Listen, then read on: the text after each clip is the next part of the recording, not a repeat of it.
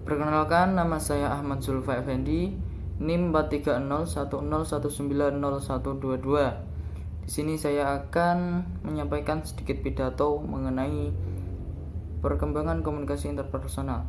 Assalamualaikum warahmatullahi wabarakatuh. Kita panjatkan puji dan syukur kehadirat Allah yang Maha Kuasa, yang telah memberikan kita nikmat hidayah sehingga kita dapat berkumpul melalui media sosial dikarenakan adanya COVID-19 yang tidak bisa mempertemukan kita secara tatap muka ataupun langsung. Ya, langsung saja di sini saya akan menyampaikan pidato tersebut. Hadirin yang saya muliakan, konsep diri dapat didefinisikan sebagai keyakinan, penilaian, ataupun pandangan seseorang terhadap dirinya. Orang yang memiliki konsep diri negatif memiliki ciri-ciri meyakini dan memandang bahwa dirinya lemah, tidak berdaya, malang, tidak kompeten, gagal, tidak menarik, tidak disukai, ataupun bodoh. Orang yang memiliki konsep diri negatif akan bersikap pesimis terhadap kehidupan ataupun suatu perilaku yang dijalaninya, sehingga akan berdampak buruk bagi dirinya sendiri. Orang yang memiliki konsep diri negatif itu tidak mempunyai misi ataupun pandangan ke masa depan, dikarenakan orang yang negatif tidak mempunyai semangat ataupun tidak mempunyai rasa ingin bisa. Semua itu bisa dipaparkan secara langsung. Jika seseorang tersebut tidak mau berusaha, tidak mau berjuang, berarti dia tergolong termasuk orang yang lemah. Sebaliknya, jika ada orang yang memiliki konsep diri yang positif, akan memandang kehidupan secara optimis dan pasti bisa. Mereka penuh dengan rasa percaya diri, siap menghadapi tantangan, sekaligus siap menghadapi kegagalan yang mungkin sesekali mereka temui. Namun kegagalan itu tidaklah membuat mereka mati, namun kegagalan menjadi sebuah pelajaran untuk menjadi lebih baik.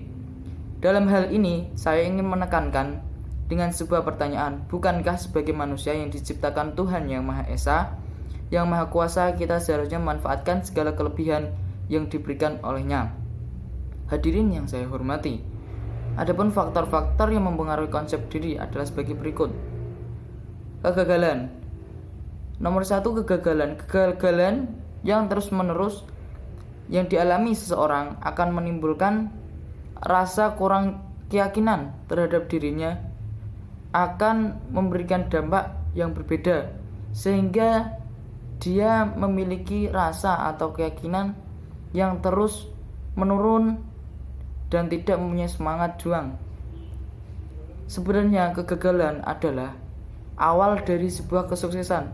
Tidak ada kesuksesan langsung sukses, harus melalui alur maupun jalan yang harus dijalaninya, yaitu seperti kegagalan. Dan hubungan sendiri dengan komunikasi interpersonal, jadi kita harus saling berkaitan ataupun berkomunikasi dengan satu maupun yang lain, dikarenakan komunikasi di era sekarang itu sangatlah penting, harus mengikuti alurnya. Pada zaman dahulu lah, itu pasti misalnya kayak komunikasi, berarti dulunya itu misal berarti ya berdakwah itu harus secara bertahap, awalnya secara sembunyi-sembunyi, lalu kemudian secara terang-terangan. Lah itu melalui jalan ataupun melalui alurnya. Awalnya kita harus berproses ya sedemikian rupa karena belum mengetahui posisi maupun keadaan di masyarakat. Kemudian jika kita telah memahami barulah kita bisa menyebarkan atau memberikan masukan ataupun dampak yang lebih positif kepada suatu masyarakat. Kemudian kritik internal. Kritik internal berarti kritik dari dalam anggota. Misalnya kita berkeluarga, berarti yang mengkritik kita itu dari keluarga itu sendiri. Jadi tidak langsung dari orang lain. Karena sebelum kita terjun di masyarakat ataupun di lingkungan sekitar, kita terjun langsung yaitu di lingkungan keluarga terlebih dahulu. Namun terkadang kita mengkritik diri kita sendiri memang dibutuhkan untuk menyadarkan seseorang akan perbuatan yang telah dilakukan. Kritik terhadap diri sendiri sering berfungsi menjadi regulator ataupun rambu-rambu dalam bertindak maupun berperilaku di lingkungan sekitar atau masyarakat di lingkungan kita sendiri. Kemudian yang ketiga, pola asuh orang tua. Walaupun kita misal sudah berdewasa, karena umur di atas 17 yang sudah lewat 17 tahun itu sudah dianggap dewasa. Tapi misalnya kita udah dewasa, apakah kita sudah bisa misal mencari uang sendiri? Kan belum tentu.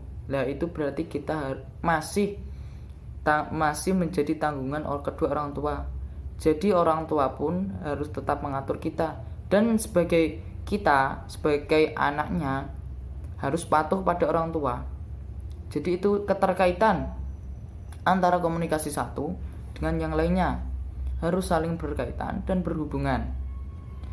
Kemudian bersifat objektif dalam mengenali diri sendiri. Hargailah dirimu sendiri. Tidak ada orang lain yang lebih menghargai diri kita selain kita sendiri.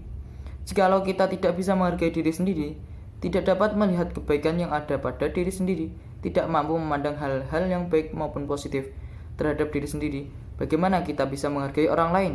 Jadi kita harus menghargai diri kita sendiri untuk mengetahui sistematika ataupun kriteria orang lain. Jadi gitu. Kemudian jangan memusuhi diri sendiri. Kita diberikan kesehatan atau diberi amanat tubuh kita itu yaitu langsung dari Allah.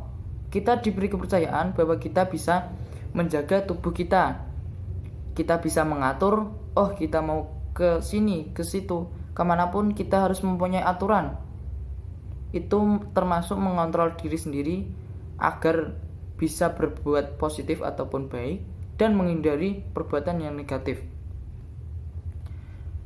Berpikir positif dan rasional dibutuhkan dalam setiap manusia, karena itu berdampak kepada kehidupan ataupun kepada masa depan kita yang akan baik ataupun buruk, tergantung diri kita sendiri dalam mengatur kepribadian masing-masing. Mungkin itu yang dapat saya sampaikan. Demikian pidato singkat yang dapat saya sampaikan pada kesempatan ini. Semoga bisa bermanfaat untuk pengembangan komunikasi interpersonal di era sekarang. Kurang lebihnya mohon maaf yang sebesar-besarnya dari saya. Sekian. Wallahul muwaffiq ilal aqwamit thoriq. Wassalamualaikum warahmatullahi wabarakatuh.